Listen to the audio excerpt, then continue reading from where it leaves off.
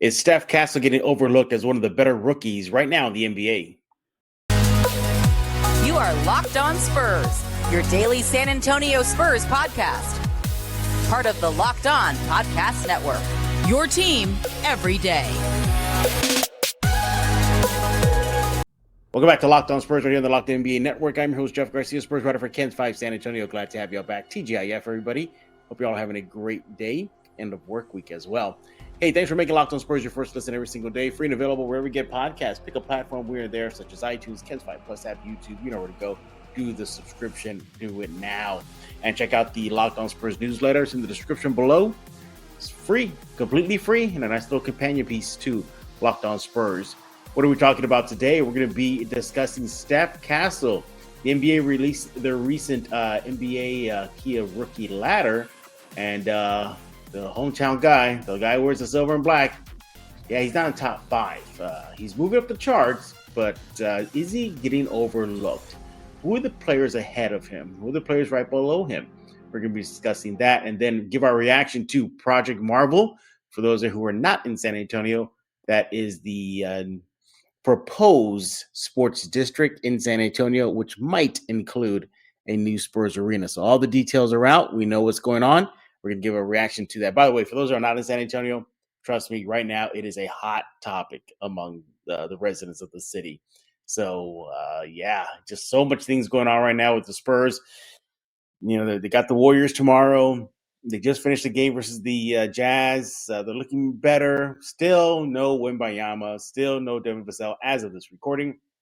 So they're looking good. But what's helping them look good is the play of the rookie, Steph Castle. You know, from defense, we'll go into some numbers about that in a bit. Offense, again, numbers. He's doing it all. I mean, he even was one of the leading scorers in a game recently. Is out there in the fourth period if the game is close. Seriously. This rookie is really opening eyes. He's a top 5 pick. He's number 4 overall last season. But for some reason, he's not getting any love. You look at a rookie in Philadelphia, he's getting more love than Steph Castle. And Philadelphia, as this recording, is 2-11. Yeah, it's just baffling. So, we got to ask, like, what's going on? Why aren't just the media outside of San Antonio not seeing the great things that Steph Castle can do? Hey, quickly, this episode is brought to you by Robinhood. Robinhood Gold provides the privileges of a high net worth for any net worth. These generous benefits are now available for only $5 a month. The new gold standard is here with Robinhood Gold. Sign up at robinhood.com/gold. Let's go bring in our guest. He is Rudy Campos, coming off the bench once again. He's with Sweep the League, and we had to fit the schedule with him. Unfortunately, he could not do a video show, only audio. But again, he's coming off the bench. So we tagged him in. But Rudy, let's talk about the rookie, Steph Castle, playing great for the Spurs. Seriously, I mean, very eye-opening. He's looking like he's going to project to be one of the better rookies of this rookie class. However, now we'll get to the numbers though, Rudy. He's not getting a lot of attention. You're looking at guys, especially in the NBA rookie ladder, Jared McCain on a very bad Sixers team. More love than Castle.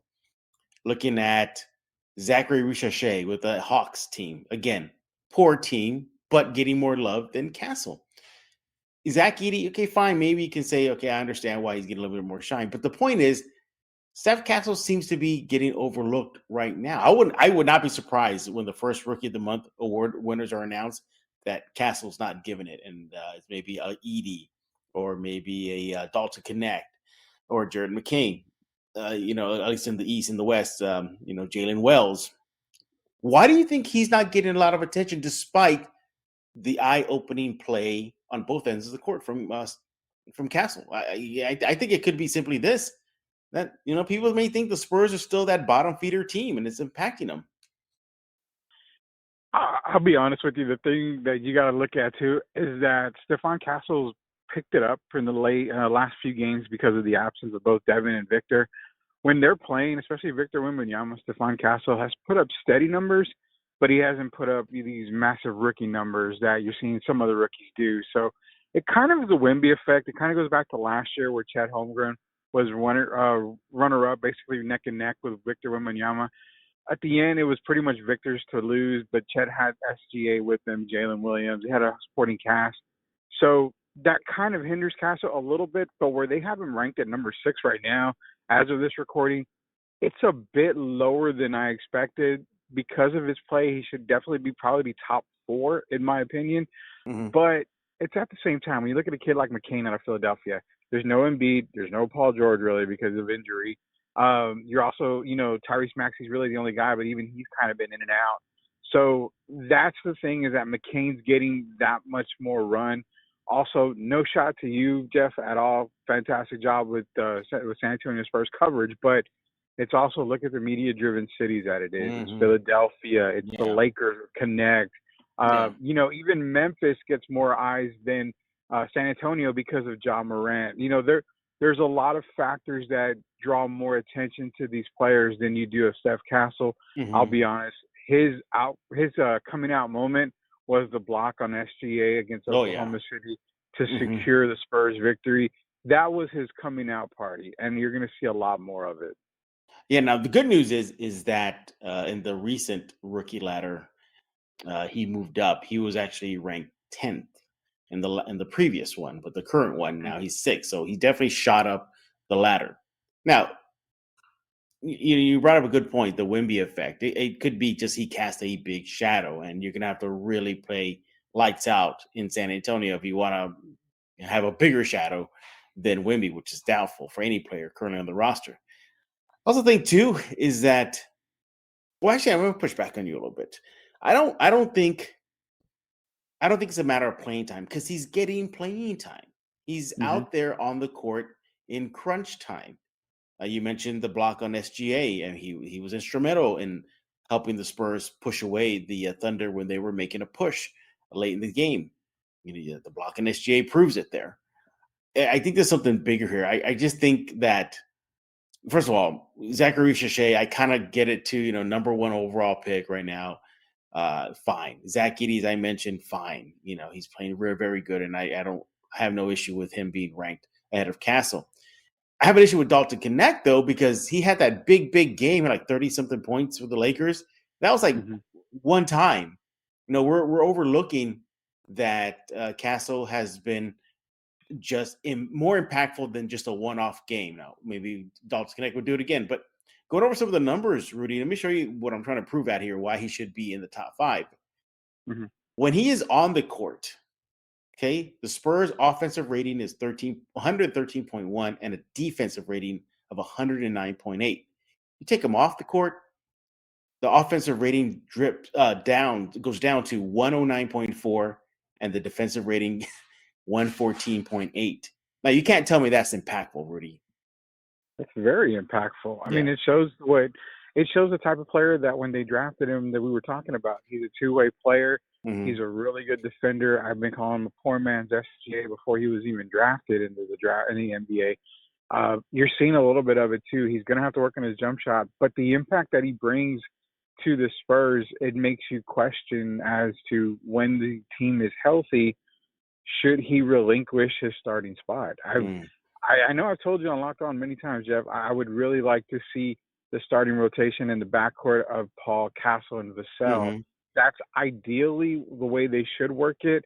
You can put Jeremy and Victor. You can put Harrison Barnes even as well as a power forward just to get, shooters, just surround Victor with shooters. So I really think he's played to the point where, dare I say, solidified a starting spot. I'd hate to have him come off the bench. Yeah. He sends the starting 5 of the opposing team, no matter who it is, into a frenzy at times. And that's what I like about it. He gets to the basket. He's one of the few guys that attacks the rim for the San Antonio Spurs. Doesn't rely on his jump shot, no shot at Victor, but doesn't rely on his jump shot to make an impact. He makes an impact on everywhere on the court, and I think that's actually, in my opinion, right now, starting 5 material. That's why I've had him as a starter in the backcourt with Chris Paul and then Devin when he gets healthy. So he's had 8 double-figure scoring games in the Spurs' 9 most recent games. Okay? So there's that. Okay, he has good chemistry with guys. I mean, I'm looking at. I'm seriously. It just drops.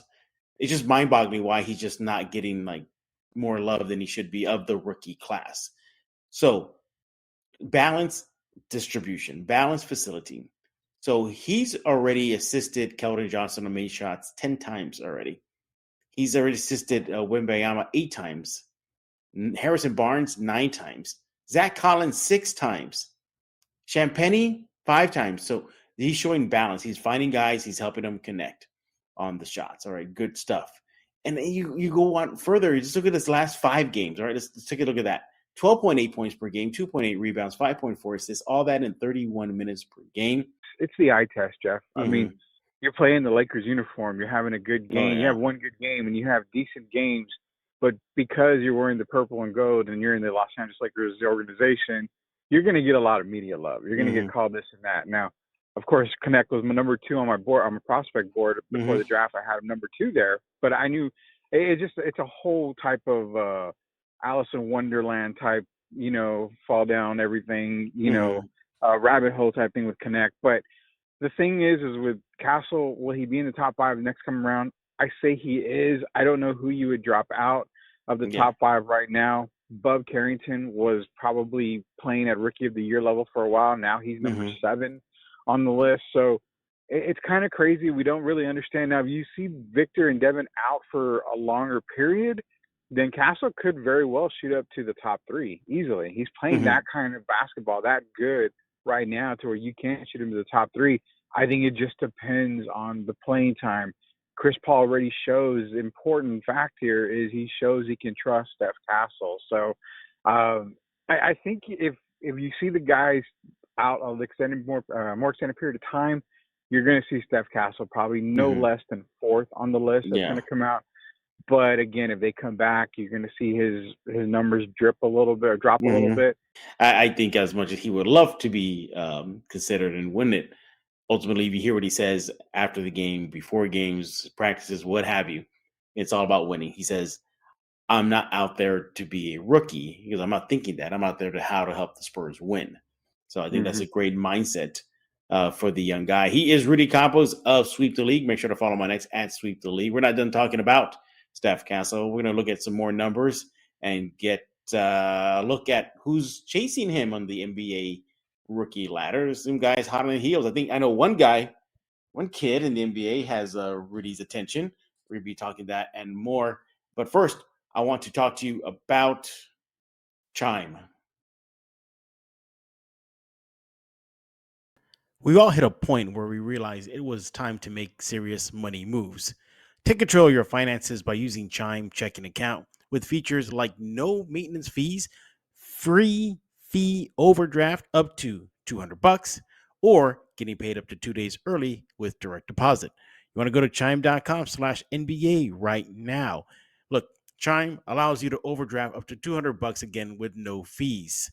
And Chime helps you make progress with fee-free overdraft up to $200. You get spotted on debit card purchases and cash withdrawals. No monthly fees or maintenance fees. Over 50,000 fee-free ATMs. Chime has spotted members over 30 billion. That's right, 30 billion bucks.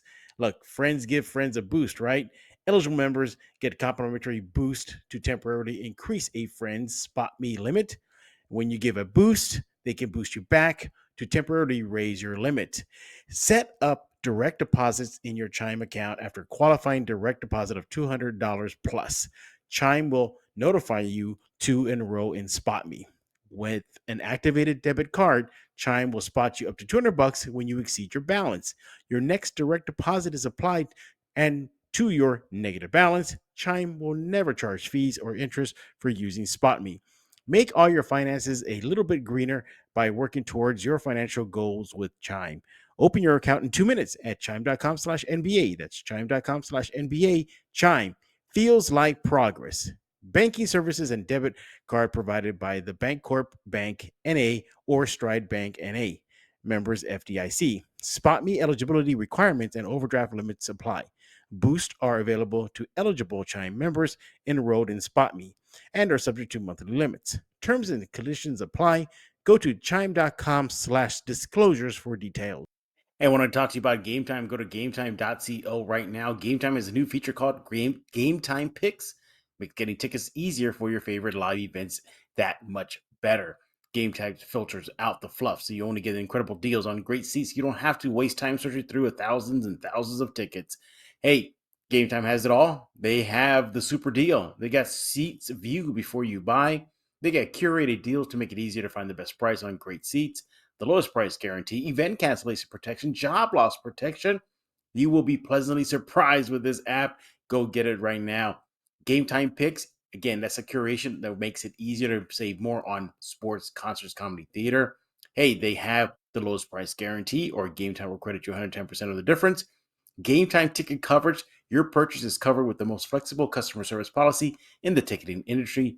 Take the guesswork out of buying tickets with Game Time. Download the Game Time app, create an account, use code LOCKEDONNBA for $20 off your first purchase. Terms apply. Create an account, redeem code LOCKEDONNBA for $20 off. Download Game Time today. What time is it? It is game time. Oh, hey, this is Morty Smith, and geez, you were listening to Locked on Spurs with Jeff Garcia. Geez.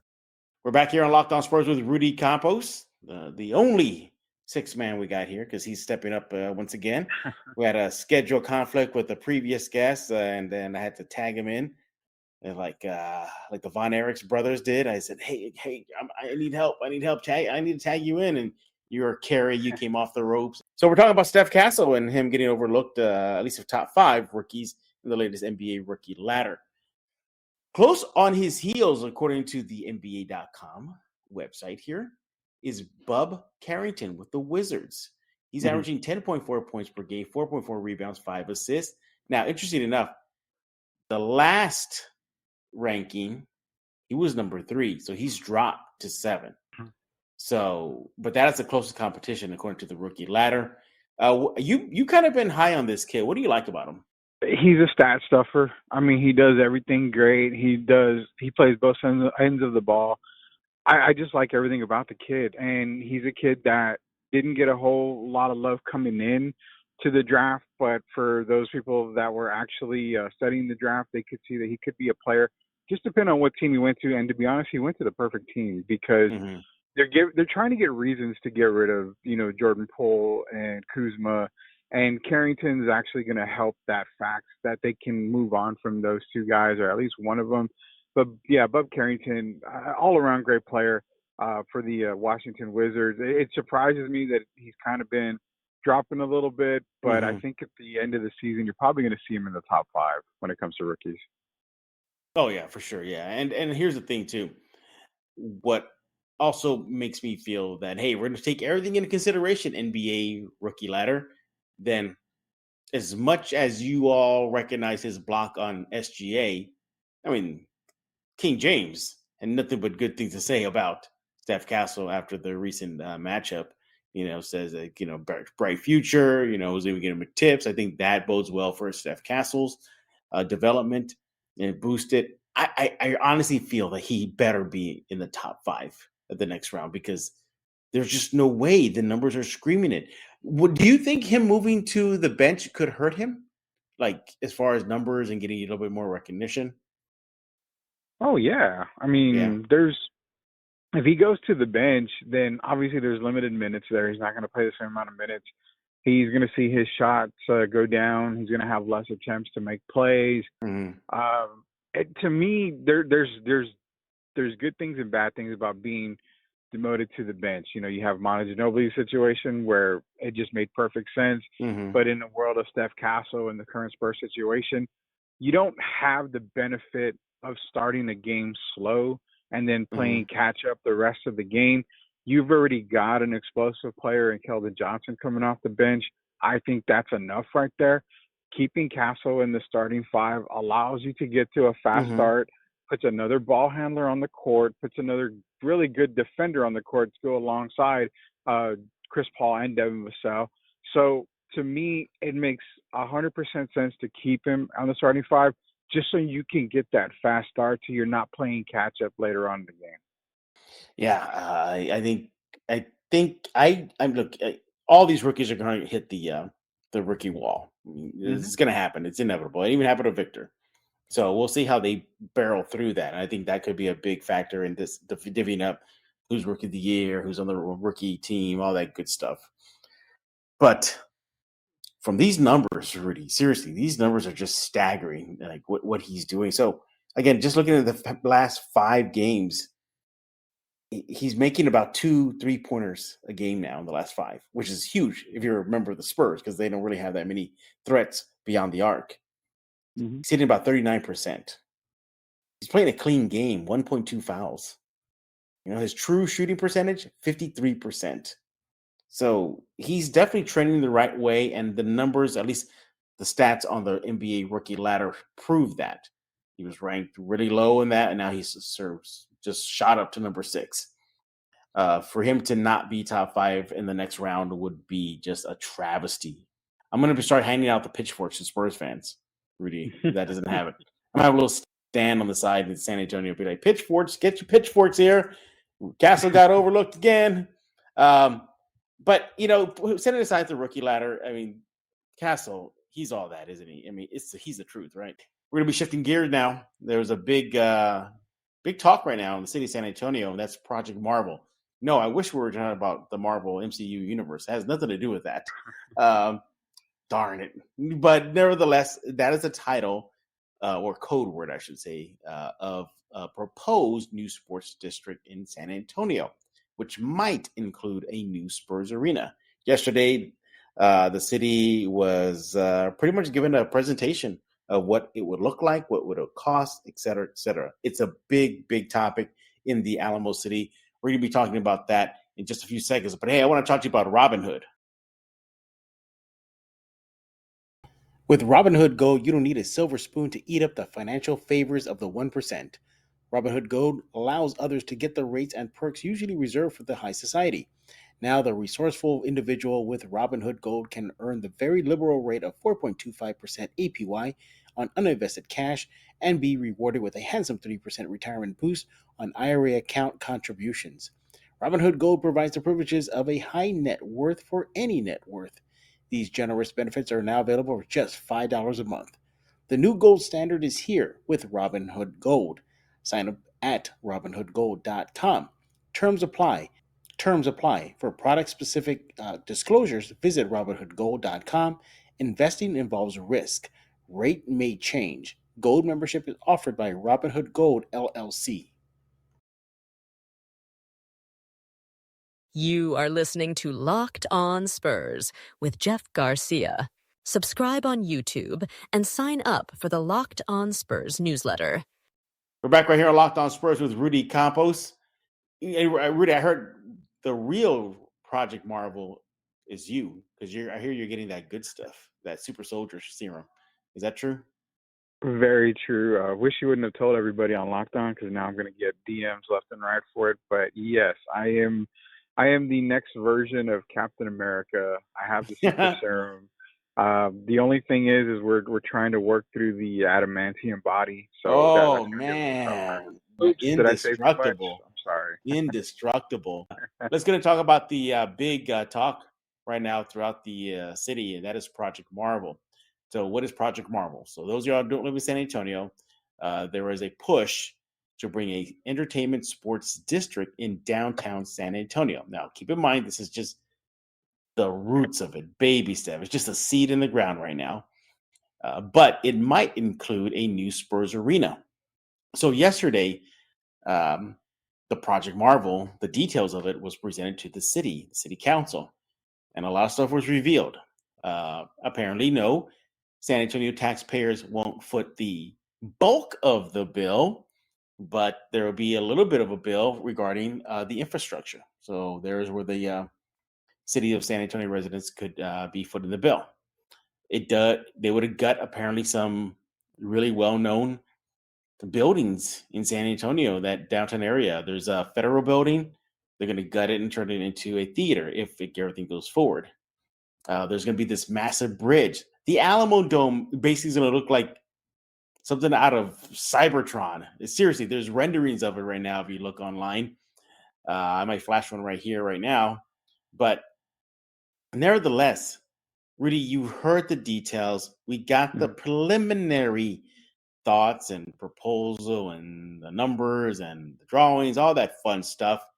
What is your reaction to this? You think this is is this just a pie in the sky dream for downtown San Antonio, or do you think this has some teeth? Man, this is a very tough one because does it need to happen? It absolutely needs to happen. San Antonio, it's a historical city, but it needs to be updated downtown. Downtown, you've seen parts with the Mm-hmm. Henry B. Convention Center. You see a couple of hotels there. You see condominiums going up downtown. So there are some upgrades, but it still needs that updated city life that a lot of major cities. I think San Antonio is the seventh largest city in America. So, I mean, you've got to start kind of keeping up with everybody. So it's something that they definitely need. I Mm-hmm. really feel that the biggest thing stopping it is probably who's paying for what and what's it going to cost. And that I totally understand that when it comes to taxpayers because they've been promised, build the Alamo Dome, we're going to attract an NFL team. They were promised that building when now it was the AT&T Center, it's a Frost Bank Center. Build this, it's going to bridge, downtown to the east side, and it's going to make all these, this district, it's going to open up restaurants.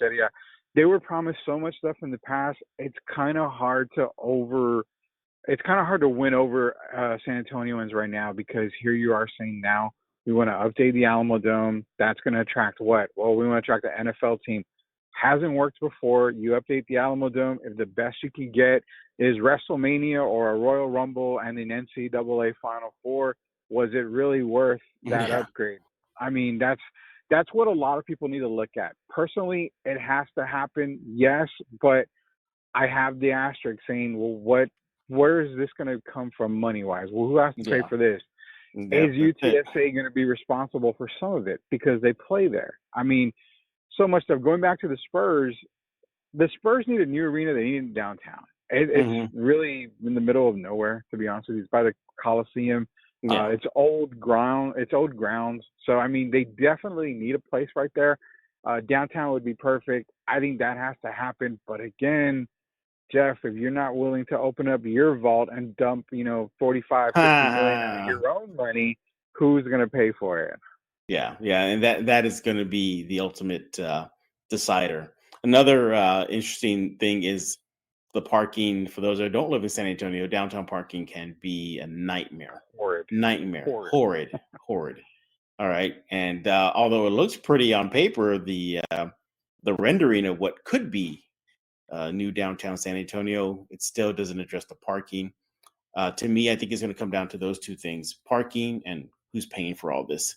Now, the good news is that the Spurs do have some big money investors right now. You got Michael Dell, you have Gebbia, you have the Airbnb founder. You obviously have Frost. By the way, the Spurs don't even have a jersey patch partner. You ever notice that? They don't have a jersey patch partner right now. I did notice that the other day. Yeah. So what's up with that? But anyway, sorry, just thought of that right now, everybody.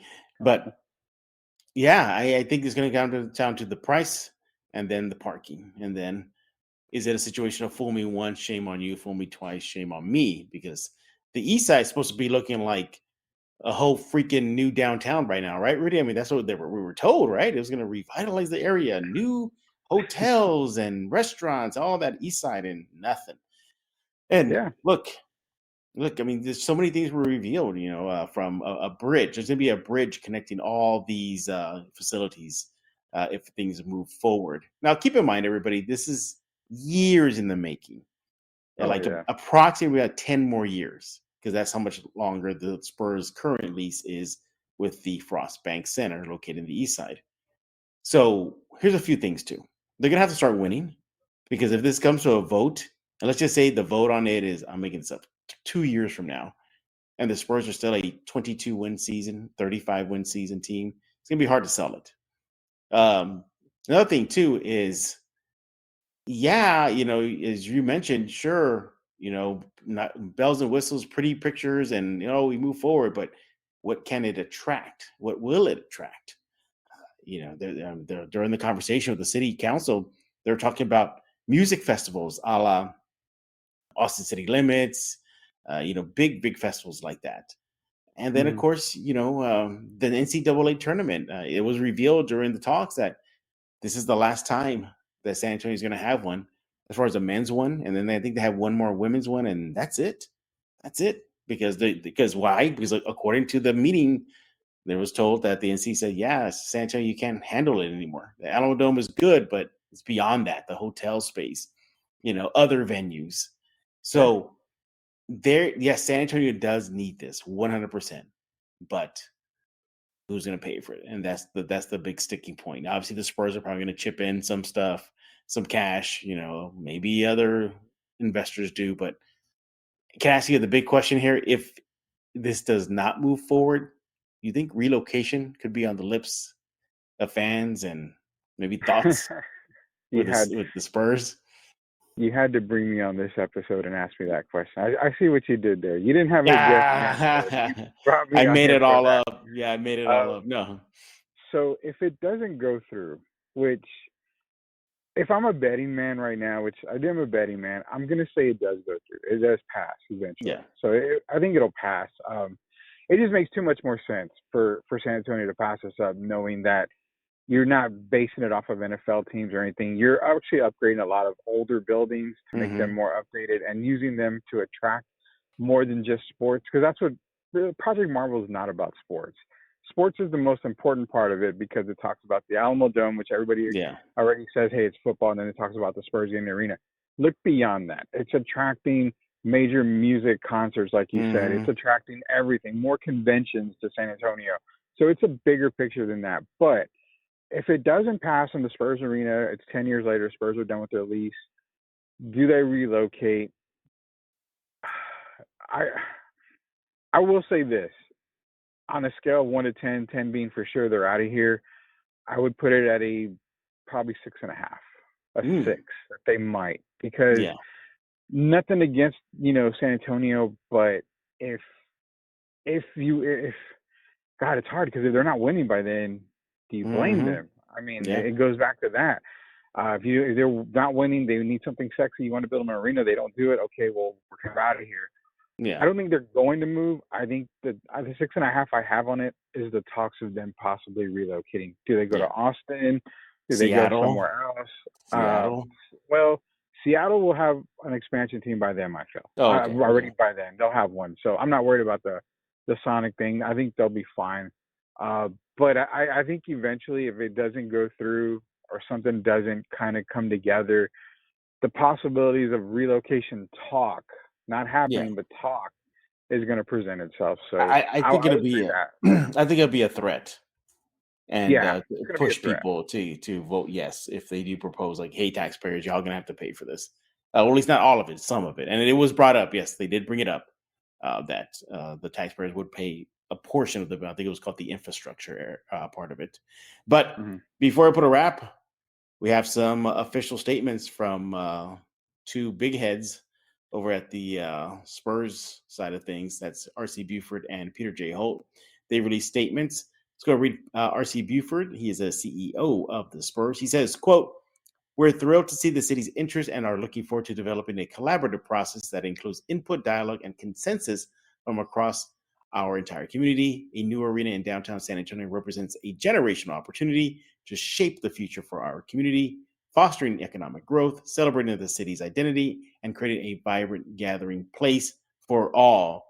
Peter J. Holt had to say this, quote, "San Antonio is a city on the rise, and our community deserves a world-class accessible city center that unites us and delivers unforgettable experiences.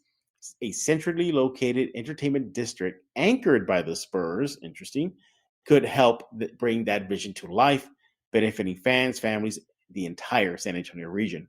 While there have been preliminary conversations, today's sessions mark an exciting first step in understanding how the Spurs and the city of San Antonio, alongside many other important community partners, can collaborate a transformative project for our shared future."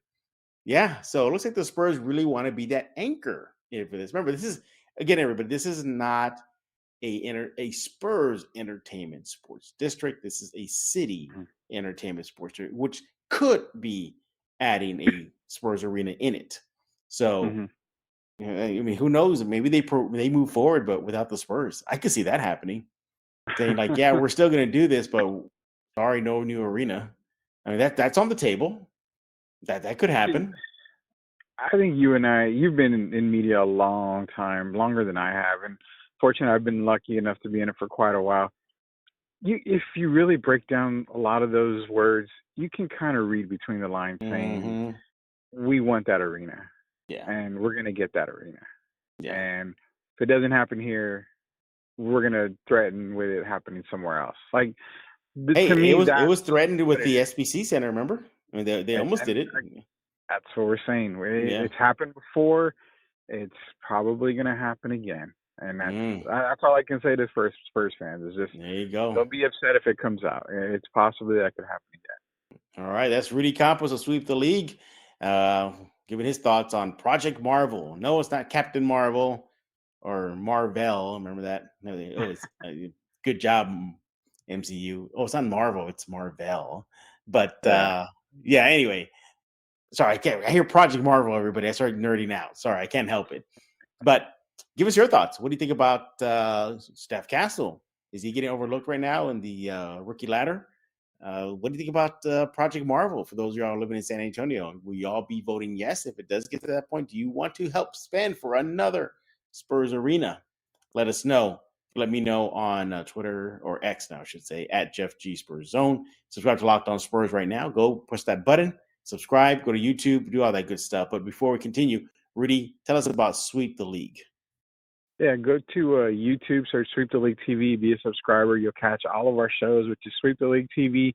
In the evenings, where it's myself, Derek Irvin, Coach Gio, we talk sports, talk about everything. We also have another podcast that's been released called Sweep Unplugged, where we kind of unplug from the sports world and talk about music, nerd stuff, authors of books. We just have a whole lot of the list of guests, people that come out for Sweep Unplugged. Plus, we have a whole lot of other podcasts on the network. So the only way to get it all is to go to YouTube, subscribe to Sweep the League TV, hit that subscribe button. We just gave away a Mike Tyson autograph after the Jake Paul fight. So yeah, I mean, we're giving away a lot of stuff. So the only way to get entry into every single giveaway, it takes 1 second. All you gotta do is subscribe to Sweep the League. You're entered into everything we do. How did everybody react to my picks for the top rock bands? Your picks, they were good, but our guest, legendary San Antonio DJ Chuck Vance, took a couple of years out and said, I don't know about that one. I don't know about that one. Which one did he take out? So Metallica was in there. That's what he left Metallica in.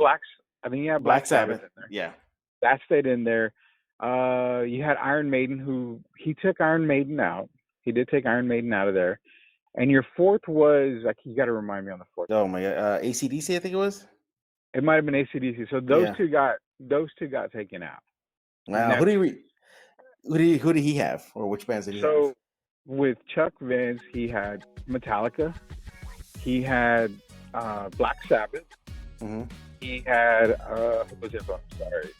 Black Sabbath, Metallica. Oh, Nirvana, who I had in mind. Nirvana. Yeah, you did have that one, yeah. And the surprise, he had the Sex Pistols in his Mount Rushmore. Oh, okay. You'd have to go back and listen to why he had the Sex Pistols, but he made a perfect point. So, Sex Pistols, Nirvana, Metallica, Black Sabbath, that is Chuck Vance's top 4 on his Mount Rushmore for rock bands. So, yeah, be sure to take a look at that. That was our first Sweep Unplugged live episode with Chuck Vance and myself. Nice. See, go subscribe to Rudy's show right now on YouTube, Sweep the League, or just better yet, just go to his X page at Sweep the League. You'll be able to subscribe to all the good stuff that he puts out there for you. And we thank y'all for making Locked On Spurs your first listen every single day. We'll be back next week talking all things silver and black, how they do over the weekend, any news popping up between now and then. We'll catch you up right here on Locked On Spurs. So for Rudy Campos, I am Jeff Garcia. We're going to put a lock on this episode of Locked On Spurs.